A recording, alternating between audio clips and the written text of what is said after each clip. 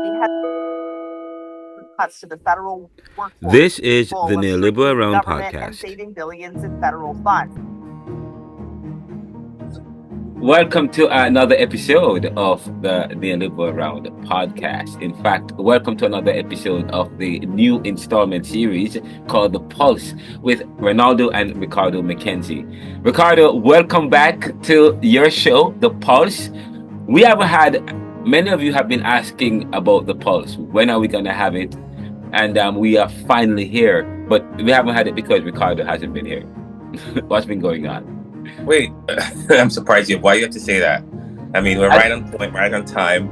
You know. Actually, we have a So guest that wants to join, wants to go toe to toe with you. Maurice Smith. He said he was enjoying the conversation with you.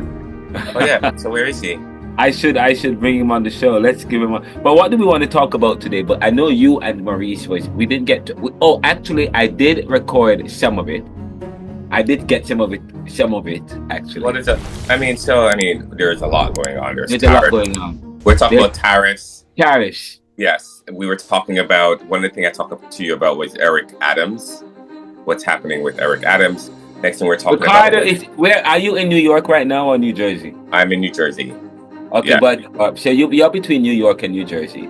Yes. And there's a lot. And one we're going to talk about Eric Adams and what's going on with Eric Adams, because we know is he still a Democrat? I mean, that's a great question. Is he still a Democrat? We're going to talk about Eric Adams because what's going on? What is it to be a Democrat these days? I mean, I don't know. We're going to talk about the tariffs.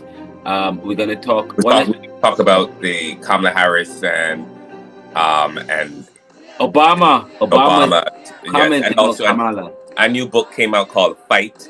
A lot of books came out about the infighting and the decisions that were made and how Barack Obama did not support that decision. He felt as though not that he didn't support it, he felt as though there should be more vetting. The will of the people need to supersede all, and they didn't think there weren't enough time. He felt that there were time. He felt that we shouldn't give her a coronation because it just wasn't. He didn't feel as though she had the vote or she could have beaten Donald Trump. Okay. Yeah, so that's what we need to uncover. I mean, that was and I agree. If my mother can say to me that she didn't believe so, a strong Jamaican Christian woman who she didn't think that Kamala was ready. She said that to me. She said to me, I remember, God rest her soul, she passed away in December. She said, I don't understand why would the Democratic Party select Kamala Harris. I don't think she's ready. It's not her time.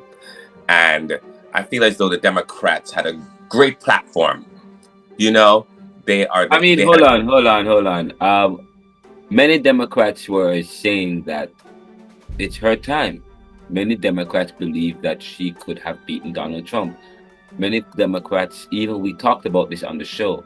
Some of us were saying that I think she's ready. I believe many Democrats were saying that she have the numbers.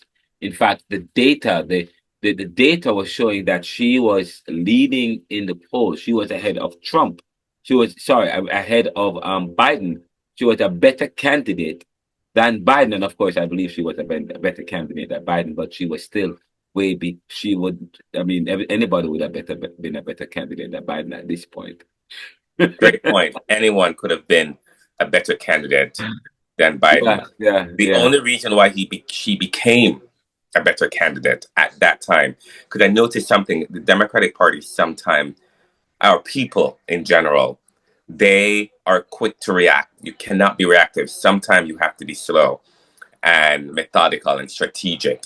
And they're not strategic. They think they're intelligent, they're smart, but the Democratic Party, they're not strategic. But what happened is after a debate where Biden really messed up and confirmed to people that he was not ready or not capable in order to run the country, of course, people are going to have reservations. And of course, like you said, anyone could do better. Because at the time after that debate, people just wrote him off. And of course, they thought so that she would be better. However, could anyone be better than her? And I felt that was the question. They immediately pushed her into this position, and they never said to us, is there, if we do a poll today, these CNN and the MSNBC and all these pundits, the Democratic National Convention and the Democratic Party itself, they could have done an exit poll to say, if we put Kamala versus Gavin Newsom, or Kamala versus Bernie Sanders, or Kamala versus another person, just do a quick exit poll in certain states. What would that look like? And you could just do a quick, just people coming out of a shopping center, someone coming, do a quick, see what would have happened. And I bet you they would have gotten the results to say that no, it's going to be hard for her. But they didn't do that. They did not do that. They quickly just say, okay, she's better than him. No, it was more than just better than him. If you put her up versus a bunch of Democrats at the time and do a quick, which is what Barack Obama wanted.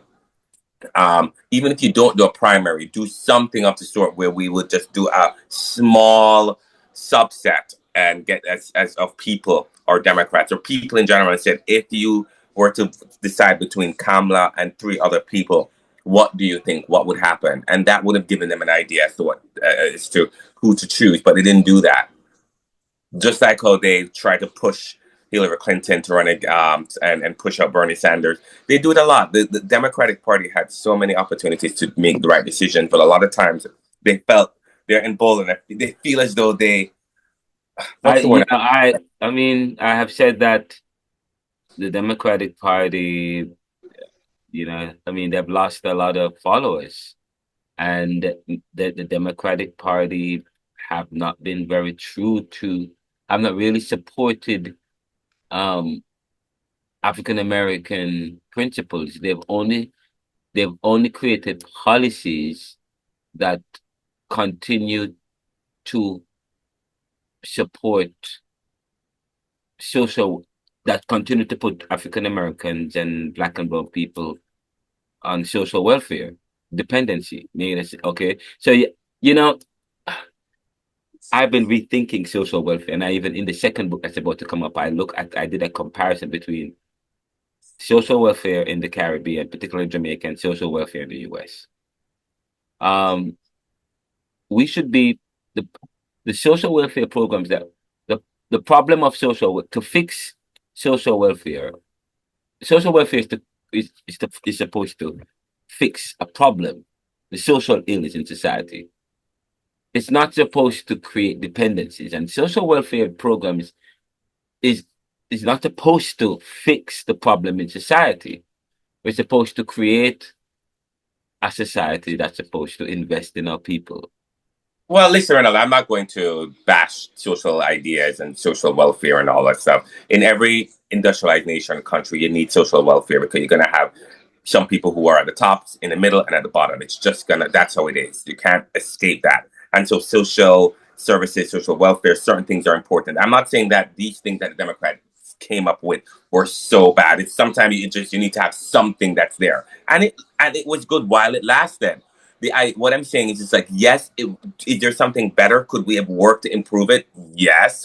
So I'm saying, yeah, while it may have not been a perfect system that they've created, at least they were able to do things that support people who are less fortunate, who are marginalized, who are taken advantage of. There were so many things. That is true, yeah, but do you admit that that we have also created a culture of dependency, a social welfare culture in certain communities, and which has not, say, for example, we should have been investing in certain minority or African American or Black and brown communities, real investment.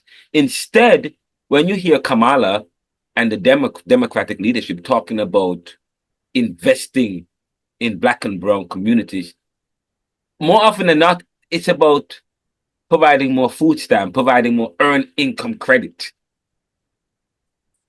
But this is America. No, sorry. But how many Black and brown businesses you have in Philadelphia today or in Asbury Park that is thriving? No, I disagree with what you're saying or your point of view here, Renaldo. No, like I said, There has been a lot of policies that support Black and brown community and give them the ability to come out of poverty. This is America, first of all. The idea about America is everyone have an opportunity to succeed. We have a lot of African Americans, people of color, whether you're Asian, Indian, Black, even but a lot of poor people from certain community have survived, come out of it because of policies based on democratic principles that they have done. Yes, I mean, could they have done more? Yes, they could. However, it it now takes the community themselves to do that. All right, it takes their local leadership in these communities to do it.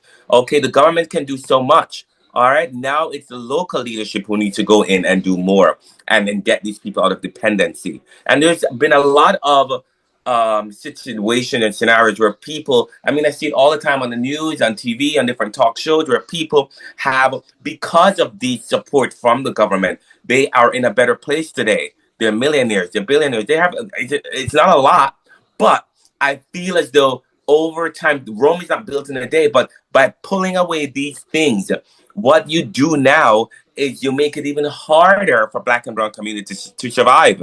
I do believe that these policies and these things that they've injected in these marginalized communities, they were helpful. Okay. Yes, they need to revamp them because you can't just do food stamps all the time. But guess what? They were helpful for a lot of people. You know, if you have, and it doesn't only just help Black and brown community, it helps Americans who are poor. It is not just for Black and brown, but predominantly we are, because we're coming out of a system of slavery, marginalization. We were dependent because of our historical, what we've been through, what Black people have been through. So of course it takes time for them to get out. That they're cutting out of the programs. I'm actually going to have David Fair coming on the show talking about the cuts to HIV programs. They're doing a lot of that throughout. There've been a lot of cuts to some Medicaid healthcare programs. There have been some. There is a gentleman. His name is Claudio Bono. Claudio Bono. We're going to bring him on the show. I actually reached out to him. I'm going to be speaking with him tomorrow afternoon. Claude, let me tell you a bit about Ricardo just before we change subject and the whole thing about Democrat, because this is important, because we want to switch gears to Eric Adams. Here we are talking about the Democrats and the policies that they have. And then basically, let me just say this. Fine, people bash the Democrats all they want and say that they're this, that, and everything else. But you know what? I have to say the Democrats over the years have been very helpful to helping the middle class and helping this country grow. When the Republican Trumpism took over the administration recently, or the new Trump administration, he got an economy that was growing. I spoke with my sister today, our sister, and she said she had stocks. She does finances. She's a financial advisor, investment bank. She manage budgets. She's in England, and her stocks, she got stocks, American stocks. People from all over the world were investing in America. Why? Because after the pandemic, our stock market and our economy was the strongest in the world. So the reason why our stock market was doing so well and we're doing so well is because a lot of people all over the world was investing in American stock and our investments. So to say that, and now she has to pull money out and try to figure it out, because across the board, all hold on, stop. Wait, this is breaking news on the Neoliberal. You're telling me that a lot of English people, a lot of Europeans were investing heavily in the US stock market. Of course, it's historical. Just around after COVID, because the US had, especially the US had, and the stock market was doing very well over the last 2, 3, 4 years. Okay. So you're telling me now, so what is happening now? You're telling me that that her clients are wanting to pull their money from the US stock, from US businesses and stocks. Here's the deal, Renaldo. What's going on there? Yes, this is breaking news. You know what she said to me also? She said, right now, the stock market has dropped. I mean, people have lost so much money. I mean, so sad. People with 401k, all these people. Renaldo, can I tell you something?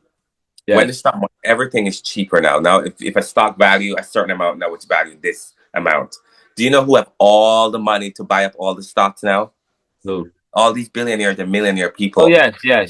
So guess what? Of course, middle classes like you and I who invest in the stock or a little 1,000 or 2,000 or No, Ricardo, 5,000. I don't. I have made it a principle. I do not Yeah, invest but what I'm on the trying to stock say to market. you Yeah, is middle class yeah. people are gonna lose a lot more than wealthy people. The stock market has dropped significantly over the last couple of weeks because of these tariffs. And Trump is saying, I'm gonna leave these tariffs in place.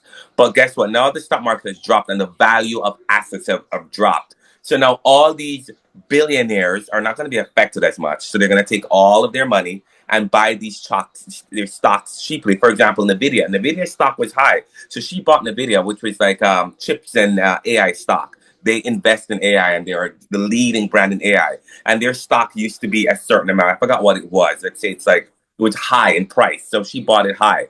So now it's half of what it used to be valued. And guess what? So the other half was she's gonna lose money, but these billionaires who has money, they're gonna buy the stock because she do think it's her belief that the stock market is gonna bounce back. Maybe not as good as it used to be, but who's gonna profit most out of this?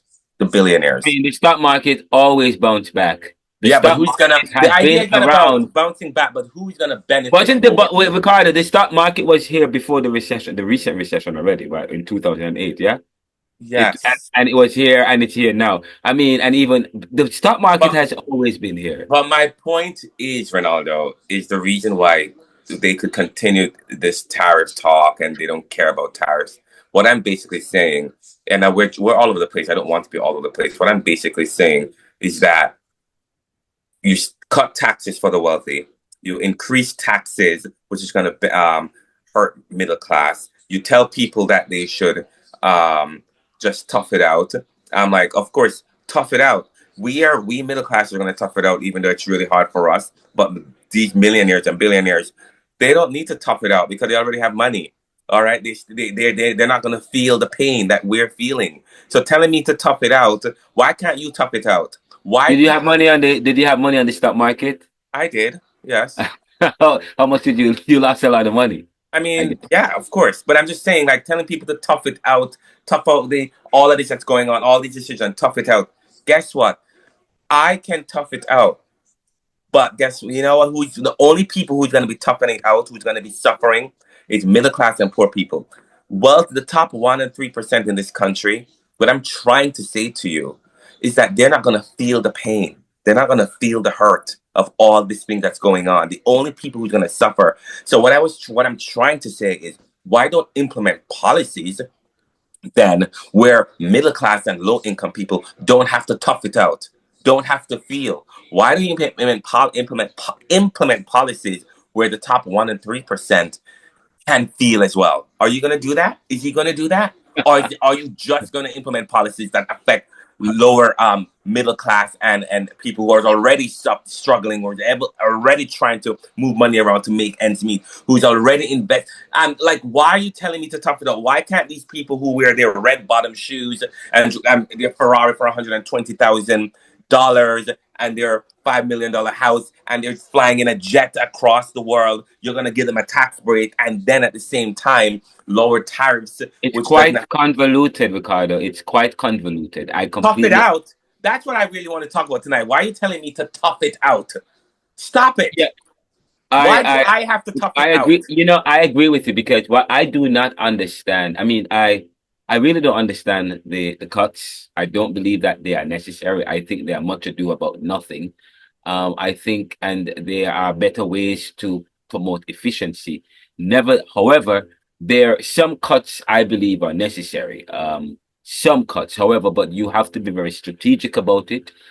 You don't want to lose some of your greatest in your people, um the people labor, they are our great, that's our great, one of America's greatest or most valuable asset as America. And so there are many people, so you have to be careful how you treat with them and how you treat with that. And I don't believe that's happening right now. However, Ronaldo, you have two people. yeah, One of them has $10, the next person have $1. yeah. The one with $10, the one who has $1, no, you're gonna tax him. No, he has zero. So no, he can't do it. The one that has $5, you don't tax, if you tax him, he only has no as four. He still could spend $4 while this person have nothing left on this side. That's basically what they did. Every But decision. Ricardo, no, but Ricardo, I did the math. Let me just say this. I did and I know you were making a very profound point, but I just wanted to say this really good point. I did the math. Ricardo, they are making all these cuts and they're using smoke screen points to justify the points. It makes no sense. And I'm going to make this. I did the math. From 2017, Donald Trump tax cuts, Ricardo, from 2017 to now, let's get rid of those tax cuts. Those tax cuts are enough to put us into surplus and more. What? Donald Trump is giving millionaires and billionaires $800 billion, and he wants to extend those tax cuts. These billionaires their wealth have quadrupled over the last 10 years, Ricardo. Income inequality in this country has quadrupled in this country, over the world, in fact. So they have been benefiting. Yet since 2017, they also got Donald Trump tax cuts. The tax cuts are about to run out. You're right.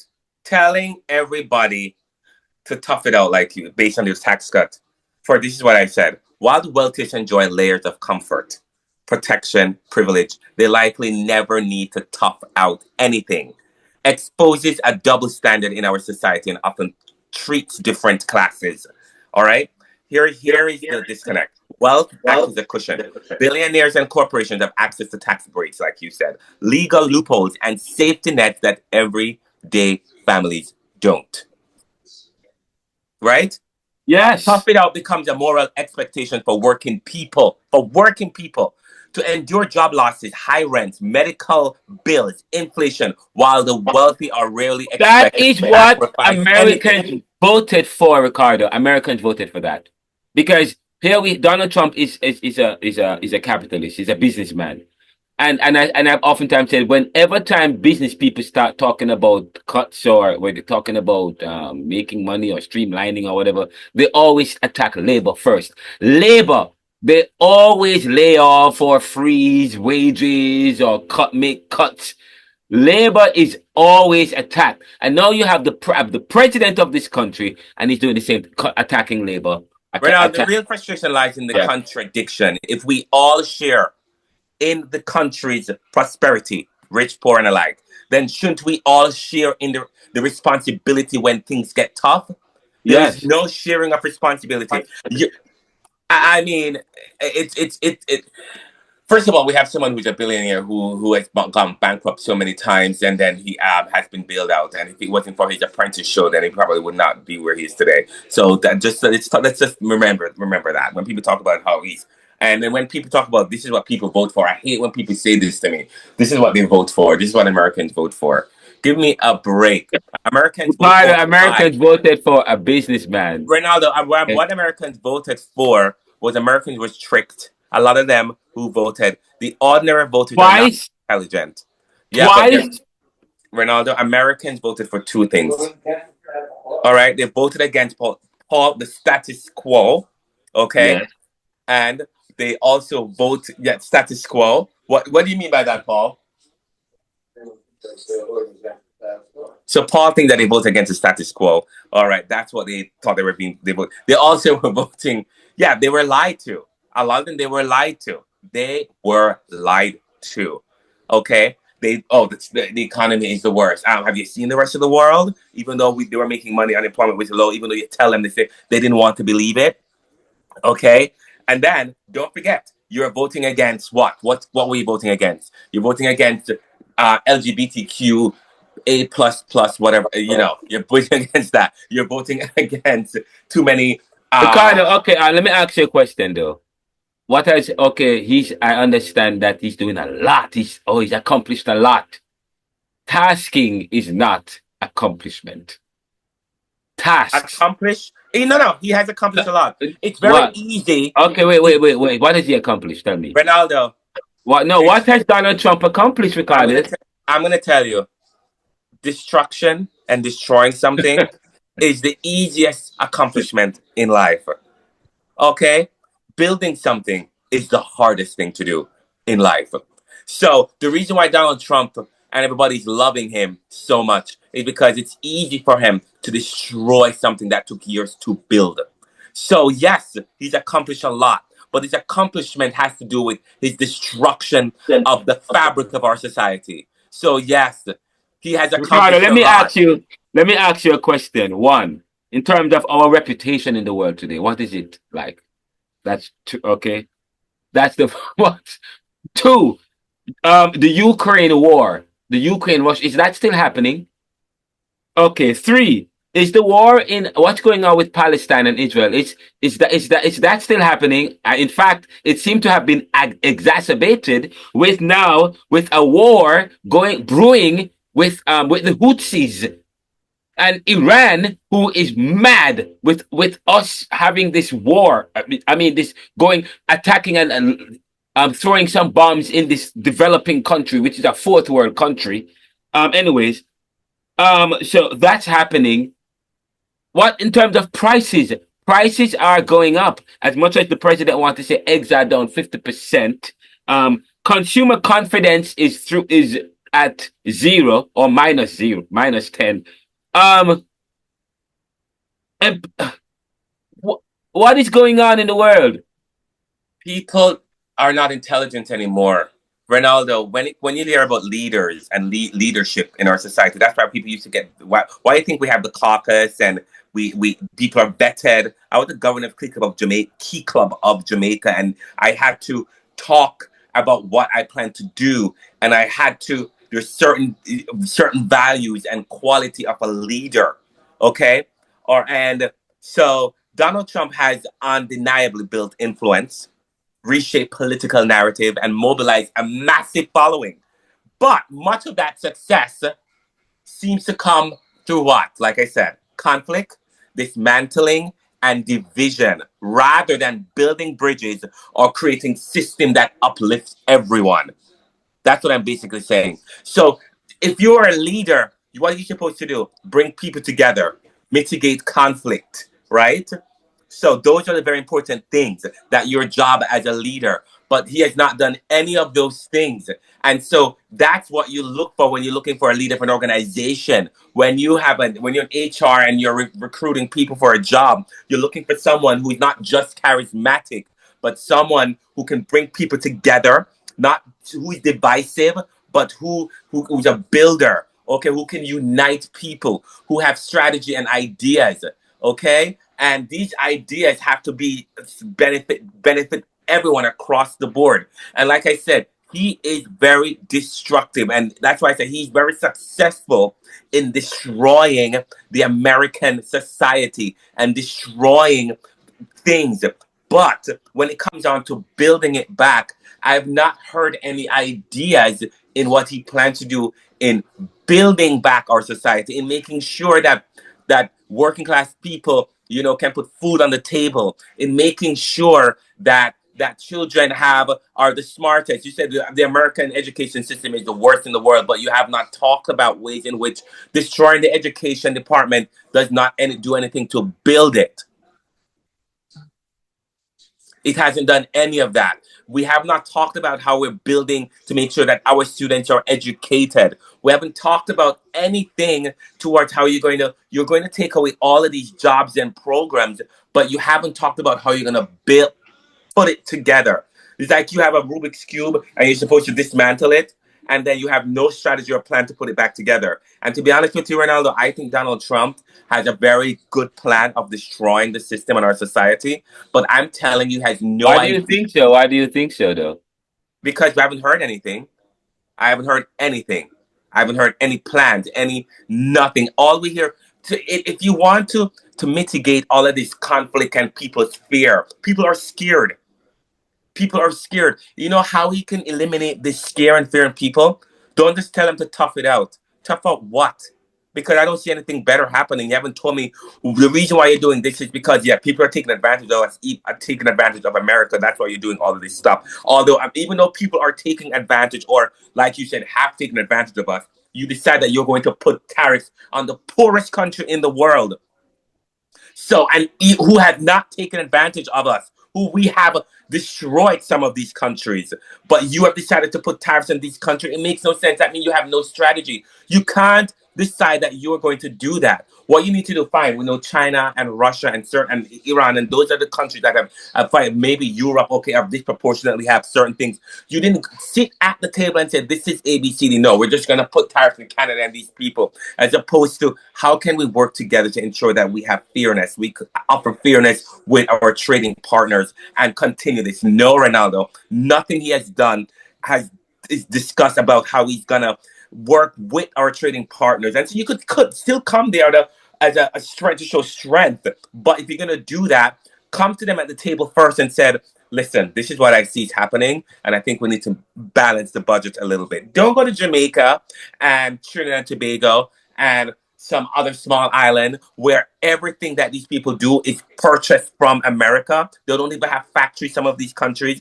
They're solely dependent on our society, and you're going to put tariffs on them. It makes no sense to me that you're going to be fighting against the entire world. It makes no sense whatsoever to do this. So the point remains now, then what is the end game? What is the plan? Why do you decide that you are going to destroy the society and sow discord when there's no strategy? You came up with no plan. I don't understand, and that was what I don't understand with our leaders in the Senate, our leaders, our Republican leaders. I don't understand why that they are complicit and they're sitting there and saying nobody's coming up. Wait, hold on, the Republican, or is it you, the Republican or the Democrats? The Democrats. Why you say the Republicans were complicit? Sorry, the Republicans. The Republicans need to come together. The Republicans need to say this. They need to come out and say, what is the end game? Well, no, I don't hear, not even the Democrats, I don't hear anyone coming and saying, Mr. President, I want to have a sit down with you. I've not heard anyone reached out on television saying that to him.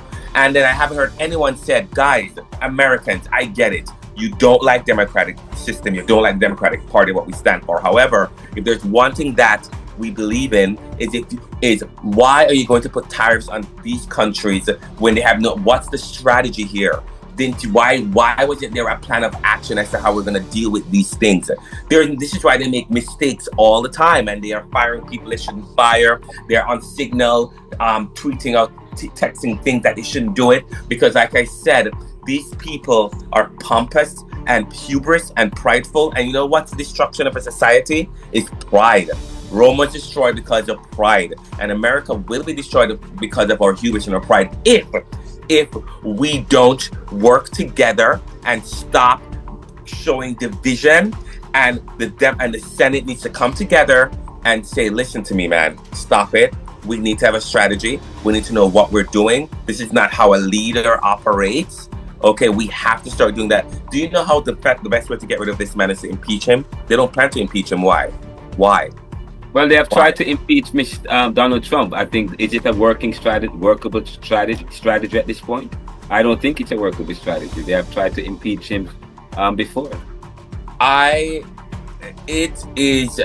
don't understand the end game, and Americans need to be scared. They need to. This is why we need history. I mean, but why are we at that point? Are we at that point in terms of impeachment? I don't think we're at that point. I mean, why are we talking about impeachment when you're just deporting people without due process? Okay, all right, okay. I mean some Americans love it, but give me a break. All right, fine. Okay, I agree with you. The deportation. You know what? These people who like it, who said, "Oh, this is great," you know what? Let's talk about and deport them tomorrow. Let's talk about the deportation of people without due process. Yes, you said that there are people who believe that is fine. No. I mean, why would people believe that it is okay? There are people. Listen, if this is how people, if you know, presidency is important. If you can go, if people think that they can go to the Capitol on January 6th to overturn the election, don't you think they also can? And now they were pardoned and walking free, and some of them are in the White House. Don't you also think that they can also not follow due process as it relates to deporting people who they consider to be legal immigrants? But here's the problem: like, who are the they're deporting illegal immigrants. Fine, if they're illegal immigrants, I believe that we need a better immigration system. Okay. However, to whom much is given, much is expected. You can't just get up and say you're going to deport people just like that without everyone. And we're all human. We need to have a humanistic approach because we're human beings, Well, and that's why. Well, the judge is and I agree with you. The point I'm making. I'm playing the devil's advocate, but the judge. I mean, you see what's going on right now. A lot of the judge. I think the Democrats won two seats. Judiciary. Yes, but you know what? I'm glad you're changing the subject because now we need to move on to the next point. Yeah, let's talk about Eric Adams. No, okay, fine. Before, yes. Oh, okay. Before that, okay. What is it that you want? North Carolina. North Carolina. Carolina. No, what's going on in North Carolina, please? North Carolina. There was a in the 2024 election, the Supreme Court, the election for the Supreme Court in North Carolina is unresolved. The incumbent, who is a Democrat, Allison Riggs, she held a narrow seat by 734 votes over the Republican challenger. Wait, hold up. This happened. This for 2024. Yes. So in 2024, in the November election that just finished. In 2024. Yes. That's for governor? For the Supreme Court of North Carolina. Okay. North Carolina recently, just the other day, the North Carolina Court of Appeals panel ruled 2-1 in favor of Judge Griffin challenge, potentially invalidating over 60,000 ballots. Because they challenged it once. They challenged it. The Republicans challenged the victory once to recount. The Democratic incumbent won, Allison Riggs. Then they did it again. They had 3 counts, and she won all 3 counts. So they had a new stunt. Let's invalidate 60,000 ballots. Oh wow, that's interesting. Yeah. So now, these people who voted has 15 days to come in. Who are these people, though? We don't know if they're dead. Where are they from? What county are they from? Most of them are predominantly Democratic or Black and brown communities. Yes. Wow, this is interesting. Mm-hmm. This is how you disenfranchise people. You're supposed to help. Can I tell you, our society has gotten so corrupt, Renaldo. Do you understand what's going on? The human beings have gotten so corrupt. The animalistic, we're like animals in a jungle. That's what American society has become. Every time I watch Fox News, I feel like I'm in the jungle. I'm because that's how they act. You should see how they smile and the condescending ways that they talk about people like the Democrats and stuff. And we're supposed to be united America, and the way in which the Fox News talk about people and sometimes they're smirking and laughing in certain ways, and all I see is they act like they're just wild animals in a jungle. That's what I feel. Well, I mean, we're talking about. Renaldo, why would you disenfranchise people's vote? Why shouldn't you? The onus is on you as an American. Ricardo, I mean, I don't really get you. Why would you underdevelop Africa? Well, but I thought that in 2025 we're getting Why better. Why would you turn a whole country, a whole nation of people, and say that they are primitives and they don't have religion or anything, and turn them into just to turn them into slaves to justify your good consciences? Well, if people can do that, then yes. Okay. Wow. Yes, so that's one thing. So this is the blueprint as to what could happen to us in the next couple of elections. If you can't win, then try and find every means and ways to disenfranchise people. But let's talk about Eric Adams. Eric Adams. Yes, Eric. Yeah, what's going on with Eric Adams?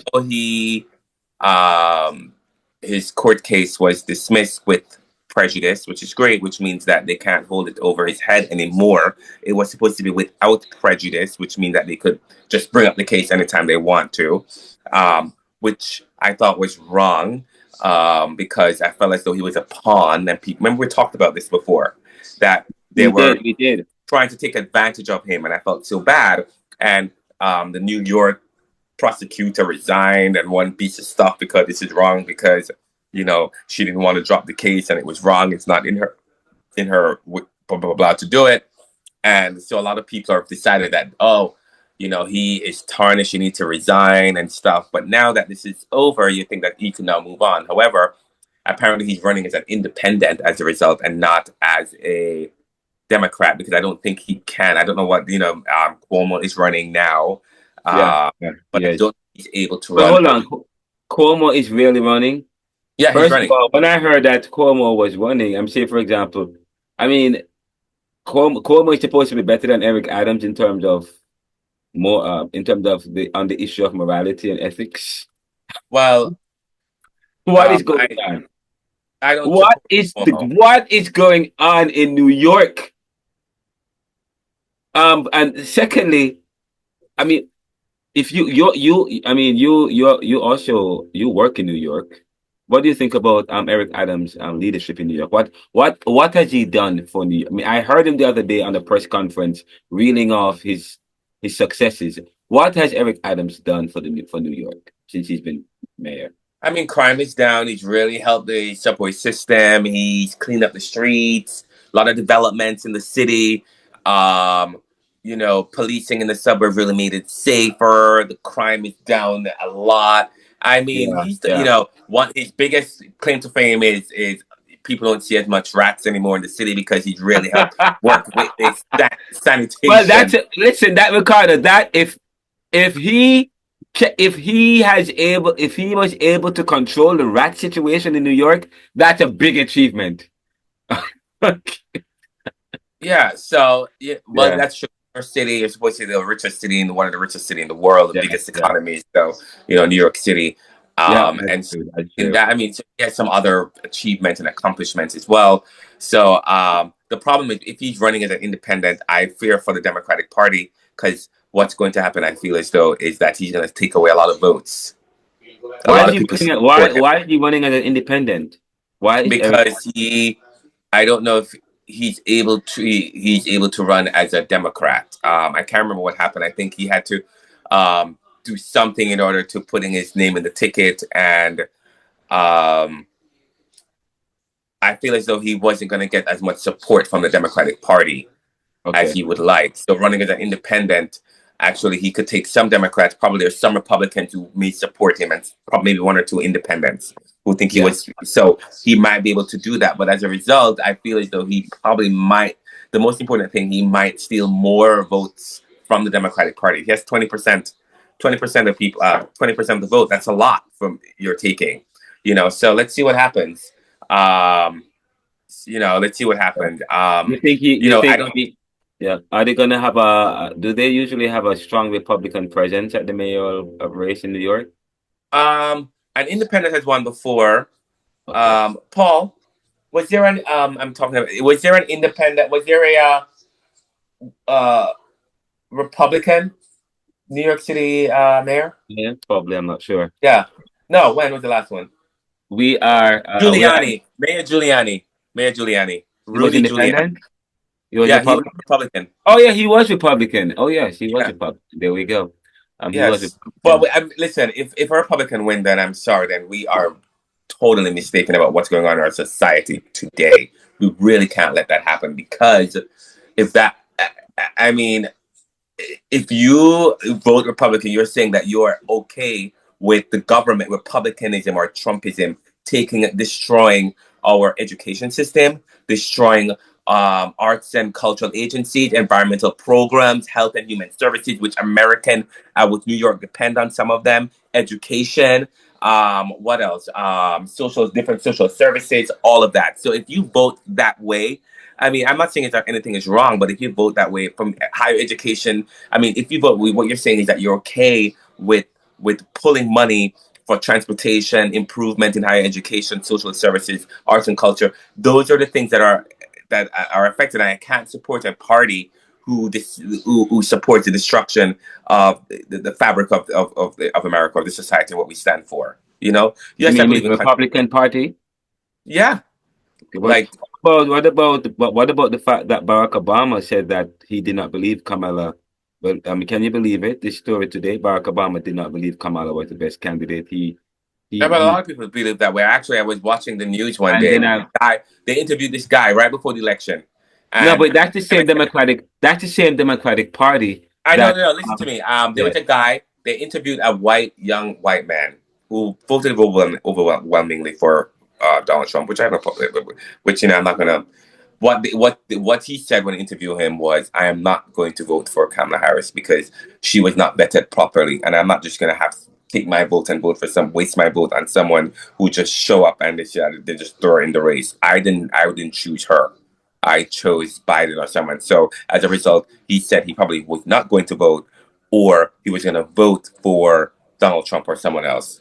And that's what he said. And when I saw that, I was like, this is going to be a problem for her. Because a lot of people also felt that way, that, she didn't have enough time, but also she needed to have gone to a primary. And So I find and you saw that she finally rose from the grave 2 days ago. yeah, I mean, she should. I mean, she She ran for should. president. You She had a believe lot that of people who supported her. So I do believe okay. that she should. A lot of people think that no, she shouldn't, but I think she should. The onus is on her to do this. If she believed that what she believed in, she doesn't have to run for president and be president in order to accomplish some of these things or to sound the alarm about what's going on in our society. She was the one who talked about 2025, the project 2025, and what it means for us. By the way, And yeah, that's true. But I so believe she that can do it. do you believe that the Democratic leadership had a meeting? Because is it coincidental that you have all of these Democratic leaders? Biden suddenly he was on was it social media talking about Donald Trump. Then and then Kamala Harris rose from the grave, and then and recently Barack Obama is all over the place talking about Donald pushing back against what Donald Trump Well, is. because they had to, because we needed Um, leadership, and there was nobody that was holding the mantle to continue this mantle. And I think it's necessarily important for her, even though no matter what, yes, maybe she wasn't ready to be president and we didn't vet her. But guess what? If she wants to be president again, she has, or she doesn't have to run. She needs to come out now and putting it out there, creating groups of people, marches. Because she knew about this 2025 program and she warned us about what it could do. So the onus is on her to come out now to be strong and powerful and say, I still support you. I know all of you didn't support me and vote for me because you didn't trust me and because of the lies that people told. But I'm telling you right now, this is what I wanted to prevent. I really thought I could work together with you guys for a better future and to make it better, but I could still do that by coming out and talking to the people and having and raising funds and going to different states and talk to them and lead the Democratic Party into sending a positive message that we are against what's happening. And yes, we need a voice. And maybe it's her, because a lot of people love her and support her. And she got a lot of votes. She got millions of people. So you know what? I Come mean, out there. I don't, Ricardo, personally, I don't think she was the voice, though. I don't really. I No, disagree. she Ricardo, I disagree. She is not the voice for a lot of young men, for a lot of African American people. She is not the voice but for many working class people. All I hear when people talk about her plans, which are okay, fine. But that Donald was in Trump the has past, plans. I'm not Donald talking about Trump, the past. okay, She ran fine. for president and she lost. And a lot of people voted for her, not everyone. However, the onus is on her. We need a voice. In this time, no better time like this, you're not going to do it because you have to work 24/7 and we have a little podcast here. But guess what? She could do it. She ran for this country. We She ran to don't be have a little podcast here, Ricardo. okay. No, but I'm Okay. saying she has a bigger We have platform. global reach. And what I'm saying to you that, I mean, but I'm not, the point I'm making Her is, job is to remind people not to yeah. be afraid. Her I job. like what you just say. Okay. Creating a base, Yes. commandeering the troops, talking to people, you're not seeing that. I Yes. mean, I like what Obama did recently on, was it on ABC or something of the sort? He had an interview and he's been out there. And then today we had a storm of people protesting cuts to social welfare.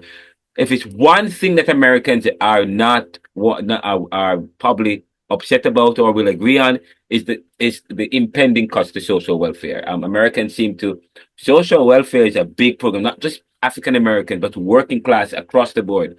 Um, Working class people depend heavily on. You know what? We went out today and had drinks with a couple friends of ours. I know one thing that we were talking about.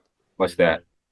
If I ever have like healthcare where I never have, if I'm ever healthy or I have free healthcare, I would, it would give me the opportunity to do so much, to be so much more, to do so much more, to maybe change my career, to be a better person. So I don't know why some of these people are afraid of social welfare. It's very important and integral in an industrialized, strong society to where you have healthy people. And so you need social welfare to make sure that people can improve their lives in themselves and create policy that encourage them to do so. So this is the message.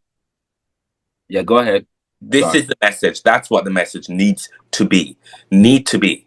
And I was like, we were talking about that. Yeah. And one person was like, oh, I love my job. And I was like, yeah, but you know what? If you didn't like your job and you lose your job tomorrow, a lot of people lose their job. They're scared because if they get help, if they get sick tomorrow, if something happens to them, if they have to go to the emergency room, oh my goodness, they're scared. So if people, we need, I do believe that social serves some type of social I mean, everybody benefits from some type of social welfare, okay? Some big corporations get money from the government to help subsidize health insurance for their employees because they employ people, right?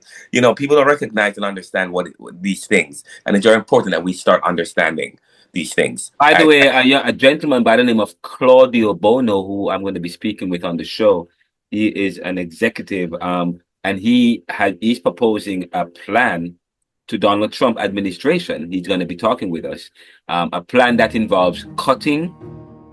I think they've already cut. There's a particular program to help homeless. They cut a program to homelessness, and they announced it. I spoke. What was it? He said, "I applaud Donald Trump for cutting funding to the U.S. Interagency Council on Homelessness. It's a system that simply doesn't work." And by the way, this is Claudio Bono. Claudio Bono is the managing director and the vice president of Cupertino Chamber of Commerce, Silicon Valley, VP Cupertino Historical Society, and City Commissioner, Cupertino. And he's going to be coming on the show, and he is saying that homelessness is a crisis that demands bold action, and the status quo has failed us. Paul was talking about the status quo. The status quo has failed us. Take California as proof. $37 billion spent over 6 years, and the problem only worsened. The excuses are polished, but the results expose a $1 billion sham. I've proposed a solution, one that's innovative and ready to go, at givearoof.org. Anyway, according to him, we're leveraging loyalty points and airline miles to generate potentially $25 billion a year to end homelessness. That's his plan. So instead of the federal government, yes, the federal government giving billions of dollars per year to ending homelessness or supporting homelessness initiatives, his plan is to use these what they call airline miles and royalty points, leverage those and put it towards homelessness. Renaldo, okay, so we have to wrap up. However, I'm going to say, I don't care what he's saying. It makes no sense. Another policy. You're saying it makes. Well, we're going to have him on the show. We will invite you. How much are they paying him for this? How much do they plan to make out of this thing? How much are they paying? Listen, you can never end homelessness. You can never end it. It will continue. It's how to manage it. I don't understand. These people think we live in a utopia. You can never end anything, for crying out loud. Okay, you could just manage it. Our society, we are human beings. There's no utopia. I don't think he's suggesting. No, he's not suggesting the plan to end it. He's saying that the Donald Trump's government is cutting programs to homelessness. No, he thinks that. But he's proposing a solution, which is fine. Leverage some royalty programs. He's already proposing cuts to millionaires, billionaires, to corporations. Maybe what they can do is leverage some of their miles programs and put it towards homelessness. That's it. So you're saying so one of the benefits that he gets from getting cuts is if you house a couple homeless people, then you could pay less tax, right? That's what you're saying. I mean, Donald Trump is already proposing cutting They're already talking about cutting, expanding, or increasing the cuts. Well, that's what Billionaires. I'm just trying to say to you. Here's the Okay. policy. Listen to me. If you're a company, all right, do me a favor. Participate in helping get rid of homelessness in your state and in your city. And if you do that, then I could give you some tax benefit. That's what they should be doing. All right. You want to make tough decision, then that's what I want this guy to talk about. Don't if you're a business and you Yes, and but that's yeah, what he's talking about. He's providing a solution. But we're going to hear more well, about what he's don't cut suggesting. it. Don't cut. You're cutting things yet Well, without they're already cutting. without policy. They're already Yeah, but cutting it. that's what But we talked about. This yeah. just cutting without a plan of action makes no sense. I have They're one all more question for you. You said earlier that this failed billionaire who filed for bankruptcy several times, he is a great marketer, yes, but very bad as a businessman. yes. Very bad. Yet I hear the press secretary saying the other day, oh, we should trust Donald Trump. Put out trust Donald Trump. I, I'm not gonna trust somebody who's No, very marketing charismatic. You but know what? A you're lot of saying people. that but you're saying, Mr. Ricardo, we shouldn't trust him because while he's a great marketer and while he's charismatic, he's a failed businessman. Yes, And but so very you're saying that yeah. all of these tariffs, that all of these tariffs might come back to bite us, and all of these changes. Like I said, he could create a Final brand. word. Yes, he could create a brand. Okay, but slogans, that's it, right? Catchphrases. People love those things. They feel so good when you talk about it. Call people names and stuff. Slogans, catch them, emotional appeal, appeal to people. Oh, they make them feel good. You sound like a pastor, right? You know, like a pastor. You still when you go to church, you're like, hallelujah, and then when then after Sunday is over, they have a different life. Remember those? Those. Remember when people used to talk about pastors who should be like that. That's strong. Make you feel good after Sunday, and people are like, yes, yeah, and you're screaming and shouting and putting your hand up, and the guy could say, "I'm going to shoot you tomorrow," and they're still going to clap their hands in church. And even you, when you go to church, like this, what is he talking about? You don't know what he's saying. This guy's preaching nonsense, and they're jumping up and down all over the bench with no substance. But they love him because he's charismatic, right? That's Donald Trump. He's like a pastor that I used to go to church with on Sunday morning. I would preach and make all this noise, and people jump up and down and all over the place. And you know what? His life that he lived was totally different. All right. So yes, he's great at marketing and making people feeling emotional and have great slogans and stuff. But you know what? He's not really built anything because anything that he's built, he's destroyed. Like I said to you, he's not a builder. He's very good at destroying. That's why we talked about that earlier. Destructive. He's great at destroying things because when you only have or when you're only good at speaking nonsense and making people feel good and without strategy or ideas. I've seen Donald Trump over the years. No strategy, nothing of making people feel good, or only just making people feel good, but no building, destroying. Okay? Billionaire, right? Bankruptcy, multiple bankruptcies, casinos in Atlantic City, Trump University lawsuits on a $25 million settlement. A lot of successful looking ventures were actually deep in debt or carried by licensing, not operations. Even in real estate, many properties don't carry real ownership, just the Trump name for branding. So yeah, a master of perception. But when you peel back the layers, the execution doesn't always match the pitch. Yeah, yeah. While we're talking, Ricardo, this is the Pulse on the Neoliberal podcast, a new installment series that is aired every week right here on the Neoliberal podcast. And the Neoliberal podcast is a dynamic podcast show. And by it's a dynamic podcast show. We have several series: Street Vibes. We have the Caribbean Thought Lecture series. We have Castro v Trump, which is no longer being aired because you know what's going on with Mr. Castro. That's what happened when you speak out against the status quo. You are jailed. But he was on this show. But you have the Pulse, which is a new show that we have coming. We have a lot of exciting things coming up. We're going to be releasing Neoliberal Globalization Reconsidered, Neo-Capitalism. And listen, it's great to. And by the way, Ricardo, we are live. We are live. Wait, right now, we are live. We are live right now. So those of us who are watching on Facebook, thank you so much for joining the show. We are live, and you didn't get the first half of the show. But Ricardo, yes, go ahead. No, thank you so much. It's great to. That's it. That's where we start. that's where we stop. That's where we stop. Thank you guys so much for listening to another episode of the Policy. Ricardo, final word. Oh, he had to go. And let me just wrap up quickly by saying earlier I said, I never thought about it, but here I was responding to Mr. Claudio. I never thought about it, but here we have a young man with an innovative plan that cuts homelessness without burdening the budget. All this Trump disruption provides an opportunity to hear solutions that we would not have heard about. New programs must replace tired ones that drag out social ills and the burden on the public without providing solvable solutions that work. Cutting social programs may actually work, as it forces us to become more creative and effective in addressing social challenges that usually lead to more social programs. But it has to be done in a way that involves a process that does not hurt or shock the system. Hopefully we can have Bono Claudio or Claudio Bono on the show to discuss later.